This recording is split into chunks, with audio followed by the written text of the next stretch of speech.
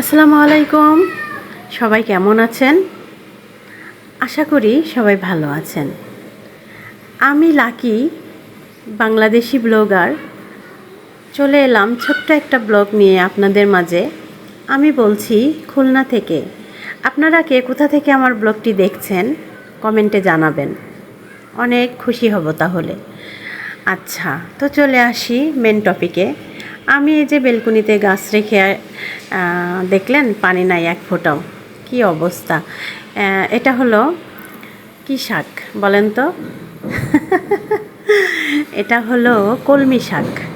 কলমি শাক যে এত পানি খায় আমি বুঝতেই পারি নাই। তো 2 দিন পরে এসে দেখলাম একদম পানি নেই, শুকিয়ে গেছে। আমি তো অবাক, এতগুলা পানি দিলাম, পানিগুলো কোথায় গেল? তো যাই হোক, আবার পানি দিয়ে ভালো করে পরিষ্কার করে আবার আমি দিলাম পানির ভিতরে ওই গাছগুলা। গাছ বলতে এগুলা বাজার থেকে শাক কিনে নিয়ে আসছিলাম। সেই শাকগুলা কত সুন্দর করে বেছে নিয়ে আবার আমি পানির ভিতরে বসিয়ে দিয়েছি। দেখেন কি সুন্দর শাক হয়ে গেছে। এই পানির মধ্যে বসাই দিলে শাক আবার হয়। তো আমি সুন্দর করে শাকগুলো আবার বসাই দিলাম, পানি টানি চেঞ্জ করে দিলাম। আবার যেগুলা পাকা পাতা বা একটু নষ্ট হয়ে গেছে সেগুলো একটু পরিষ্কার করে দিলাম, দিয়ে আবার নতুন করে পানি দিয়ে আমি আবার বসিয়ে দিলাম। তো এরকম করতে করতে আমার অনেকগুলা শাক হয়ে গেছে। আজকে শুধু আমি গাছের বা শাকেরই ভিডিও দিচ্ছি। যদি দেখেন তো আমার মনে হয় ভালো লাগবে। আমার গাছ খুব পছন্দ, গাছ খুব ভালো লাগে। আমি ছোটোবেলায় যেখানে যে গাছ পেতাম সেখান থেকে গাছ তুলে নিয়ে এসে লাগিয়ে দিতাম, এত সুন্দর গাছ হতো। আর এই আরেকটা গাছ যেটা হলো আমি একটু পরেই আপনাদেরকে দেখাবো, সেটা হলো পুঁই শাকের একটা গাছ। আমি বীজই লাগিয়েছিলাম, সেখান থেকে আস্তে আস্তে গাছ তৈরি হয়েছে।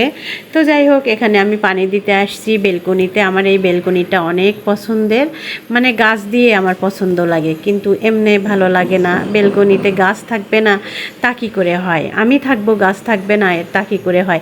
তো আমি এই যে পানি টানি দিয়ে চলে যাচ্ছি আমার পুঁই শাকের গাছের কাছে। একটু আগেই আপনাদেরকে বললাম, তো এই গাছটা আমি লাগিয়েছি। দেখেন কত বড় বড় পাতা, ও মাই গড, এত সুন্দর পাতা। আমার উঠাইতেই ইচ্ছা করতেছে না, কিন্তু উঠাইতেই হবে। এগুলা পাতা যদি থাকে তাহলে গাছ একদম পুষ্টি পাবে না আর রোদ পাবে না নিচে।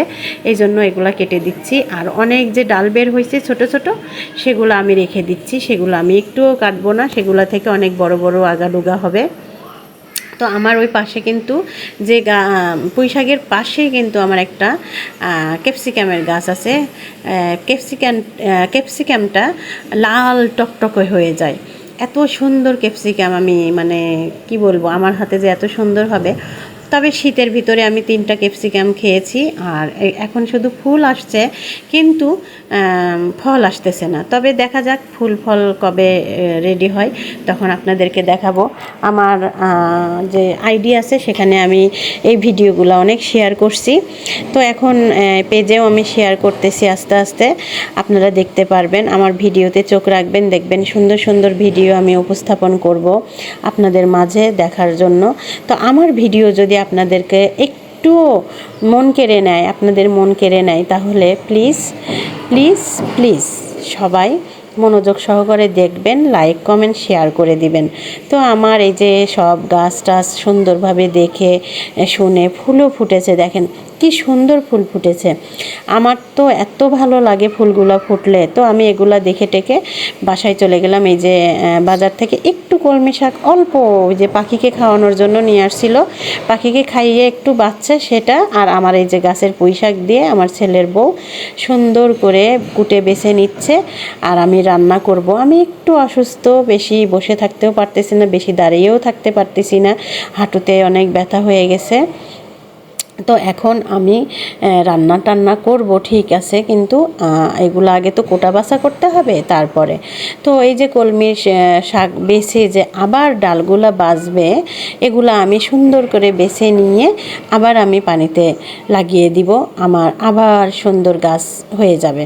তো এই যে যেমন কথা তেমন কাজ, আমি আবার ডালগুলা সুন্দর করে বেছে নিয়ে আমার সুন্দর একটা কাচের গ্লাসে দিয়ে দিব বেলকনিতে। তো চলেন সবাই আমার বেলকনিতে কত গাছ আছে সব তো দেখেই ফেলছেন, এটা আবার লাগাচ্ছি সেটাও দেখবেন। তো আমার ভিডিওগুলো যদি আপনাদেরকে ভালো লাগে তবে অবশ্যই জানাবেন এবং কমেন্ট করে বলবেন যে এরকম ভিডিও আরও পেতে চাই আপু, আমাদেরকে আরও সুন্দর সুন্দর ভিডিও দেন। ইনশাল্লাহ আমি চেষ্টা করব আপনাদেরকে ভিডিও দেওয়ার জন্য এবং আরও উন্নত করার চেষ্টা করব। তো সবাই আমার জন্য বেশি বেশি দোয়া করবেন এবং আমার ভিডিওগুলা দেখবেন, শেয়ার করে দিবেন। আমি চাই না যে এত কষ্ট করতেছি আর আপনাদের ভিডিও ভালো লাগবে না, এটা আমার কখনোই ভালো লাগে না।